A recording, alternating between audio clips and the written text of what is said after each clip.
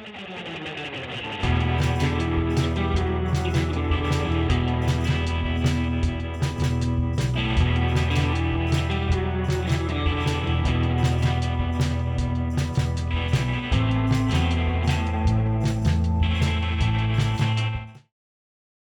I'm Cameron. And I'm Tim. And today we're going to be reviewing Glass Onion, a Knives Out mystery. Mack, Ian, and Truman are going on the spot to review the menu. So for those who don't know, Glass Onion is a 2022 film by Rian Johnson. It is the second film in the Knives Out anthology series, and it basically focuses on the detective Benoit Blanc as he goes to a private island with a group of friends to uncover a murder mystery that may be more than it seems. So, Cam, what were your thoughts on this movie? Okay, so I'm going to dissect this Glass Onion, okay? I thought it was really good. I thought the directing was great. The performances by almost everybody was very good. Yeah, it was a great story, I thought. Yeah, I'm with you. Great dissecting. I had a great time with the movie. I wasn't totally sure. Sequels are always kind of a hit or miss for me. So I was a little, hesitant going in, but I had a good time overall with it. I remember right after the success of the first Knives Out, they released that, they said that Netflix got the rights to it and they were going to release like 3 sequels, I think they said. I was pretty upset at first because I was like, Knives Out was such a good movie and it told such a cut and dry story. I was like, what the hell are they going to do with the Thrombey family? But then they said it was going to be an anthology series, and that really did calm me down. I was very, very angry about it. Yeah, no, definitely the right move for anthology because Rian Johnson, I think he's shown that he has that creative talent, and I'm excited to see where he goes. They already announced the third one's in production right now, so I'm excited to see where he goes with these stories, and I think that this was, aside from Benoit Blanc and Daniel Craig, this was like a totally separate mystery that had there really was didn't no tie mention. There was, I thought they at least mentioned the Thrombeys once, or like him or his mystery in the first one, but they didn't mention it at all. You could watch this movie and know nothing about the first. Yeah, there was one hint that like you didn't even know if it was like the first movie that they were talking about. Yeah. So yeah, great movie, great film. I had a really good time with it. I think I enjoyed Knives Out, the first one overall. I'd agree. More than I did this one, but this one still had a great. It was. I think the strength always lies in the script with these kind of things, with a murder mystery. You want good twists, you want good characters, and I think that Rian Johnson really delivered on both with this film. So my one small problem, while I did really enjoy the characters, I thought that the first Knives Out, not to compare the two movies because we'll do that later, but I thought that the family and the ensemble cast in the first one was a lot stronger character-wise and a lot more just believable as like real people. Like a lot of these guys kind of come off as a little bit cartoonish and like just like very out there, very colorful characters. Yeah, I'm with you. Yeah, I agree that some of these, I like the characters overall, but a couple of them, like, you've got Catherine Hahn and you've got Leslie Odom Jr., who are playing 2 characters, and they both have great performances. Yes, they're the more down-to-earth characters. More down-to-earth. And Dave Bautista as Duke, who's very, he's very alpha. He's, male rights influencer, goofy, he's always got a gun on him. And then you've got Kate Hudson playing Birdie, the airhead, who's, she's the notorious Twitter racist, and I'll give her this. She did do a great job at getting me so annoyed because every time she screamed, which was like probably 20 times in the movie, I was like, can they please shut her up? Seriously, yeah. But I do like how they had those kind of 2 sides, where you've got the more down-to-earth characters, and then you've got the totally over-the-top like weirdos, ridiculousness. and then you've got Edward Norton's Miles Braun kind of right in the middle, kind of acting as the balance between them. A very colorful character, but also more of a believable character, because you could definitely see a bunch of these like billionaires acting like very like eccentric individuals. Absolutely, yeah. So I enjoyed all the characters, and then the story itself I also really enjoyed. I thought that it's really interesting how Rian Johnson kind of plays around with time in his movies and these mysteries especially, and kind of uses 100%. Flashbacks and flash forwards to kind of tell the story in a non-linear fashion that really gets you hooked. It seems that in the Knives Out series that we're never just going to have a fully linear story. And that's what I really liked, because again, the first Knives Out really basically told you what happened right at the beginning of the movie. And this one, like, everything's going to happen, so halfway through, like, there's a big kind of a climax, and then they show a flashback, and that flashback will carry on for the rest of the movie, which I was not expecting. Yeah, no, it was a big flashback. That's kind of one of the things I did like about it, how it used nonlinear storytelling. But this flashback did go on for a little long, because when you kind of cut and dry it, it's like the actual part of the movie that takes place on the island, if you put it together, is all of about like 20, 25 minutes. The film did, I will admit, around that, if there were like 4 sections in the movie, that third section, that third act really was a little bit dragged out a little. Like, it did drag a little bit. But I'd still say it was a very good movie, and like the first Knives Out, I think it flowed really well, just besides like this one part that did drag a little bit. Yeah, I'm with you. Yeah, there that finale, it was big and showy, but it did kind of feel almost like it was a little too showy. Like you could have wrapped it up a little quicker. It was fun and a good time for a little while, but then after like 3 or 4 or 5 minutes there, I was like, all right, let's wrap this up. So speaking of ensemble casts, who do you think gave in like really good performances? Yeah, I mean, Daniel Craig always knocks it out of the park. I love seeing him in this role as the total antithesis to kind of James Bond and that just deadpan, total serious character who gets a little bit of emotion every now and then versus Benoit Blanc, who is just the total southern draw, just absolute a blast of a time. Yeah. And I think he did a great job, and he's just always a favorite of mine. But then I also did really enjoy Kate Hudson as Birdie. She's just kind of so annoying that it was almost likable and kind of funny to watch her on screen. And that's when you know you're doing a good job. It's like when you're supposed to be an annoying character and people are actually like legitimately annoyed by you. Like they got their point down. Yep. I was a big fan of Dave Bautista. I'm a big sucker for Dave Bautista. He's always great at playing these really colorful, very crazy characters. Like, of course, in Guardians of the Galaxy, Drax is probably my favorite out of the 5 of them.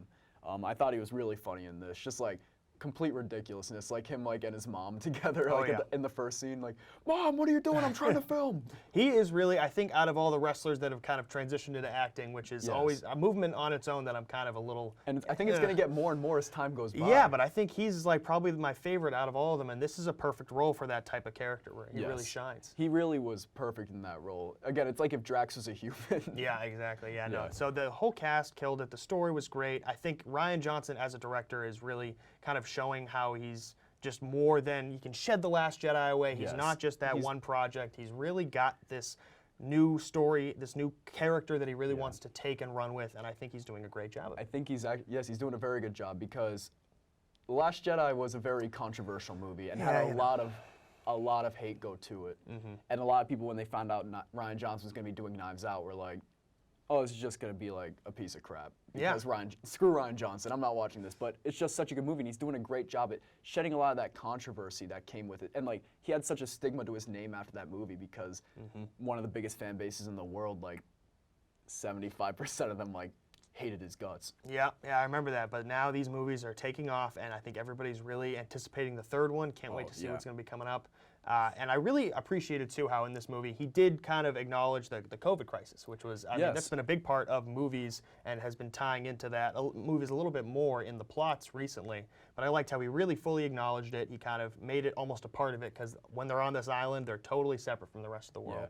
I'm going to be interested to see, like, as movies go by, like in like 50 years, they can do like a period piece on 2020 and like I know, yeah. It's going to be really interesting to see, but I think he did a good job of it in this one, and it was really just nice to see kind of how it was. I think it had a relatability factor to it, where it's, you just want to get away from that, even if it's going to a murder mystery party that turns out to involve an actual murder. It's something to get away from the rest of the world, and that's what these movies are. That's what movies should be, is kind of an escape from that type of thing. And let's get away from this review real quick and look at the commercials.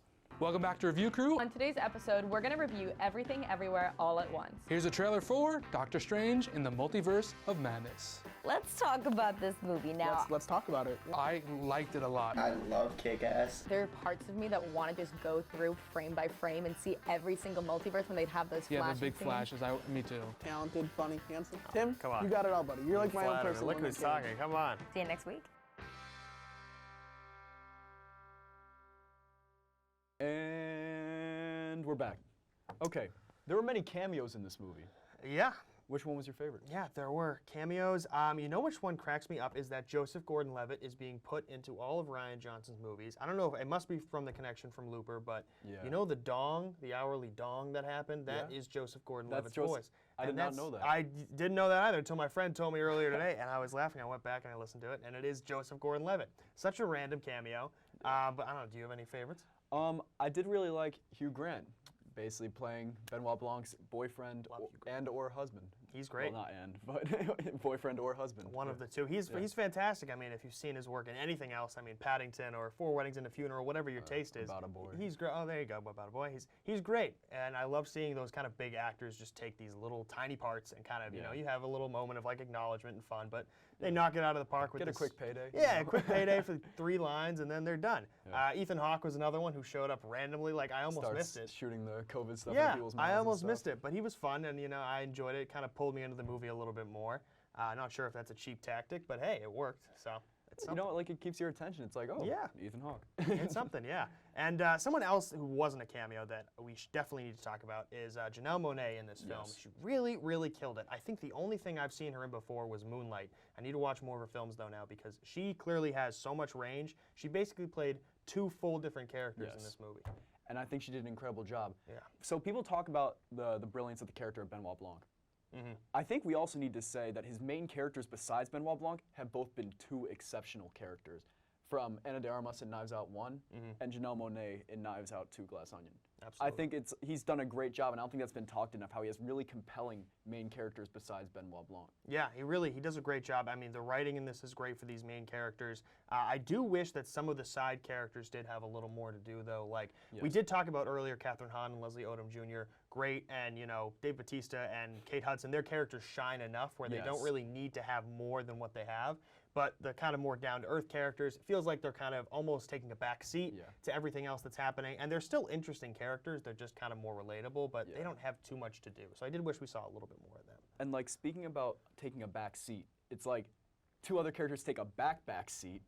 Dave Bautista's girlfriend. Yes. And yeah, what was her name? Whiskey Peg? and Peg Meg? are the Yeah, two. Peg. Yeah. They're great, and I unfortunately I know Madeline Klein played Whiskey. I'm not sure the actress's name who plays Peg, but she was also in Game of Thrones, and she's been in a couple other feature films in the last few years. But she's great, and I think that's what's awesome is that everybody does a great job in their role, even for the only like 3 or 4 scenes that they have. Yeah. They're really great in it. I just wish that we kind of got a little bit more of that. Like in Knives Out, I felt like every character had either one great scene that kind of made them shine, or they had enough where I felt like I knew the character And well. like very memorable characters. Like I could probably name every member of the Thrombey family and say stuff about them. Like Knives Out 2, like we talked about people that were taking back seats, and Peg and Whiskey. Yeah, those two. Were again, they were two good characters and both were given good performances, but they just weren't fleshed out as much, which is something I didn't like as much about Knives Out 2. Yeah, I agree. So is there anything else that kind of pulled you out of this movie a little bit? We've talked a lot about what we've liked, but anything else that kind of made you feel like a little bit of a disconnect with it? One thing, I like Edward Norton. Yeah.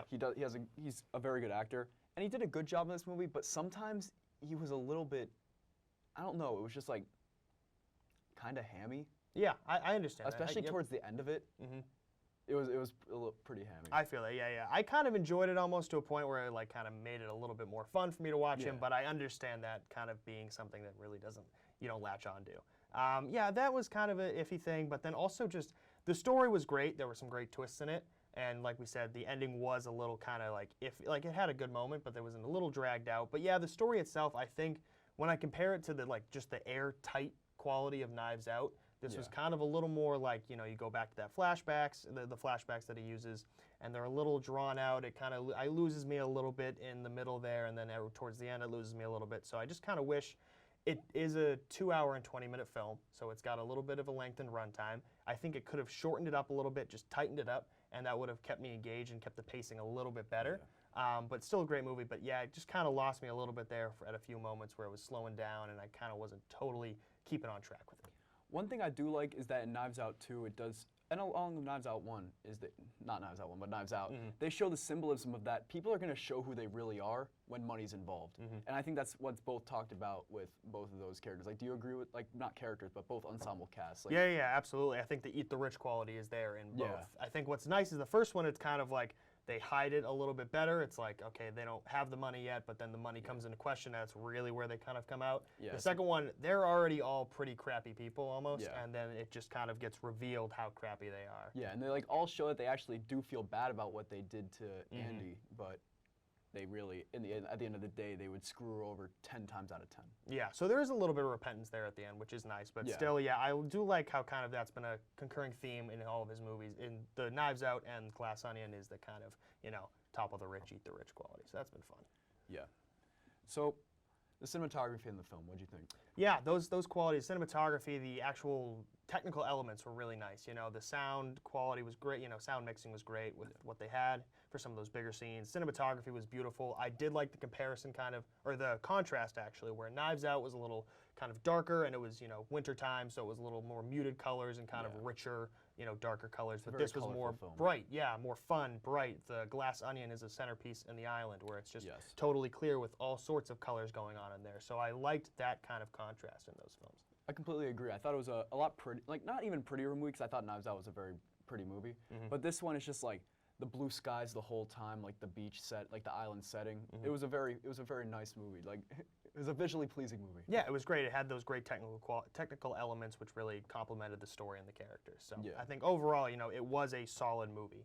And now I also want to talk about too just the nature of the film being released to us as audiences. So Yes.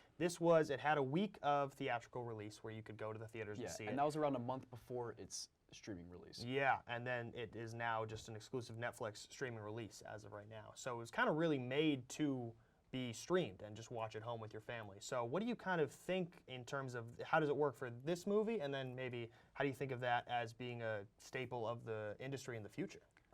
So we've been definitely seeing that trend towards it, like the past since probably 2015. And I don't hate it. I do think we're going to end up getting to a point, basically, where almost every movie is released on one of the bigger streaming services, and basically the blockbusters are going to be released in the theaters, such as movies like Avatar, Star Wars films, and like Marvel movies and DC movies.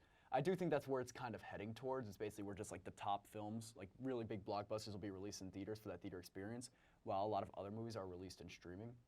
And I don't know how to feel about that. I just feel like that's where it's going. Yeah, I understand. It's kind of, I don't know, it's like bittersweet because I do appreciate the convenience of it, but It's then very just, convenient. you're never going to beat that theater experience. The theater experience, there's so many movies that like, that theater experience was what makes that movie so special to me. And again, I'll miss the movie theater popcorn too. Oh, absolutely. Yeah.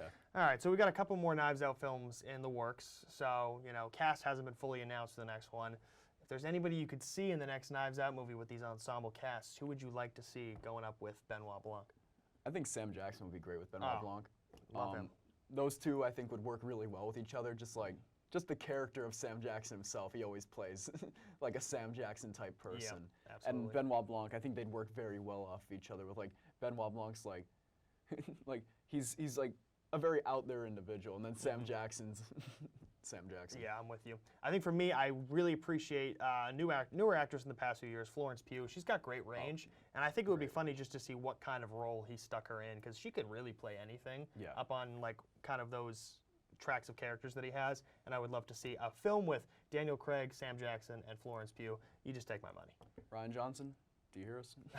Yeah, take notes real quick. So, what'd you think of this film? Yeah, Scale of 1 to 10. overall, I would say probably like I'm stuck in between a 7 or an 8 out of 10. Maybe give it a clean 7.5 out of 10. Really just a fun experience. I kind of watched it at home on my own, but I still had a great time watching it.